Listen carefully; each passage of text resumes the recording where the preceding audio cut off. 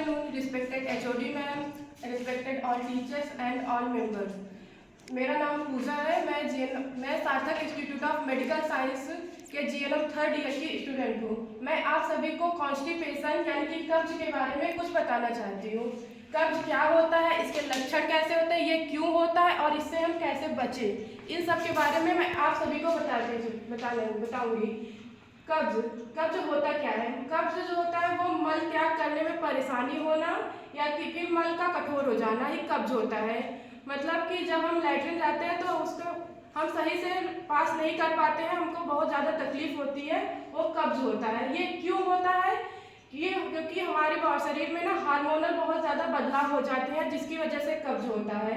और दवा और सप्लीमेंट का सेवन करना, हम प्रेगनेंसी के टाइम पे और डिलीवरी के बाद जो है कई सारी दवाइयों का सेवन करते हैं, जिसकी वजह से कब्ज हो जाता है। और आहार में फाइबर की कमी होना, हम अपने भोजन में जब फाइबर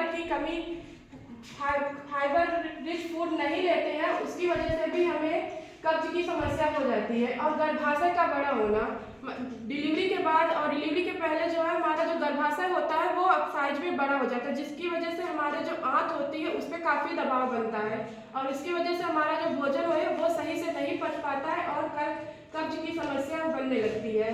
और शारीरिक गतिविधि में कमी होना, मतलब कि हम ज़्यादा टाइम तक आफ्टर डिलीवरी लेटे रहते हैं, बैठे रहते हैं, घूमते टहलते नहीं हैं, तो इसकी वजह से फिजिकल एक्टिविटी जो होती है शरीर की वो कम हो जाती है और इसकी सही से जो है हमारा भोजन नहीं पच पाता है और कब्ज की समस्या उत्पन्न होने लगती है। मतली और उल्टी की वजह से, मतलब कि जब डिलीवरी से पहले बहुत ज़्यादा उल्टी होती है और जो है जी मचलाता है, इस सब की वजह से भी जो है हम बहुत ही कम खाना खाते हैं और बहुत ही कम पानी पीते हैं। इन सब की वजह से कब्ज की समस्या बनने लगती है। और इसके लक्षण क्या होते हैं? कब्ज के लक्षण जो होते हैं, इससे हमारे पेट में दर्द होता है और जब हम लैट्रिन जाते हैं तो उसके साथ हमसे खून आता है और बहुत ही ज़्यादा दबाव बनता है। तो ये कब्ज के लक्षण होते हैं और ये हम इससे कैसे बचें? कब्ज से बचने के लिए हमें रोजाना कम से कम 8 से 10 गिलास पानी पीना चाहिए और वो हमें अपने भोजन में हरी सब्जियां, साबुत अनाज जैसे कि हरी सब्जियां जो इस टाइम पे चल पालक, मेथी, ये सब है, वो हरी सब्जियां ऐड करें। और जो खड़े अनाज होते हैं जो भिगो के सुबह चना, मूंगफली, ये सब भिगो के हम खड़े अनाज खाते हैं, वो दालें सब जैसे अरहर की दाल हो रही है, मूंग की दाल, उड़द की दाल, ये सब ऐड करें। और फल भी जो मौसम के हिसाब से जो फल हो रहे हैं, अमरूद, सेब, केला, संतरा, ये सब जो है हम अपने भोजन में ऐड करें। इससे क्या होगा कि हमारा भोजन हम सही से लेंगे तो भोजन सही से पचेगा और कब्ज की समस्या नहीं होगी।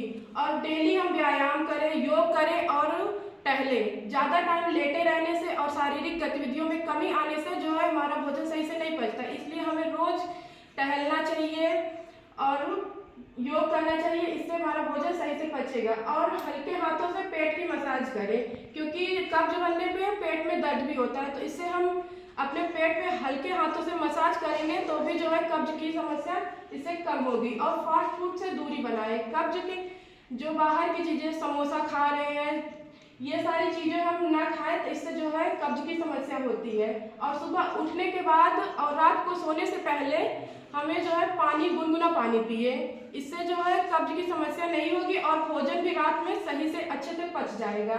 और फाइबर युक्त भोजन खाएं, क्योंकि जो कब्ज है वो अक्सर जो है सिर्फ फाइबर की कमी से ही बनती है, इसलिए हमें फाइबर युक्त भोजन खाएं, जैसे कि संतरा, इसमें विटामिन सी पाया जाता है जो कि भोजन को सही से अच्छे से पचाता है। और केला, सेब, गाजर, मूली, पत्ता गोभी, आलू, दलिया, ये सब चीज़ें हमें अपने भोजन में जरूर ऐड करना चाहिए, क्योंकि इन सबसे हमारा भोजन सही से पचेगा और हमें कब्ज की समस्या नहीं होगी।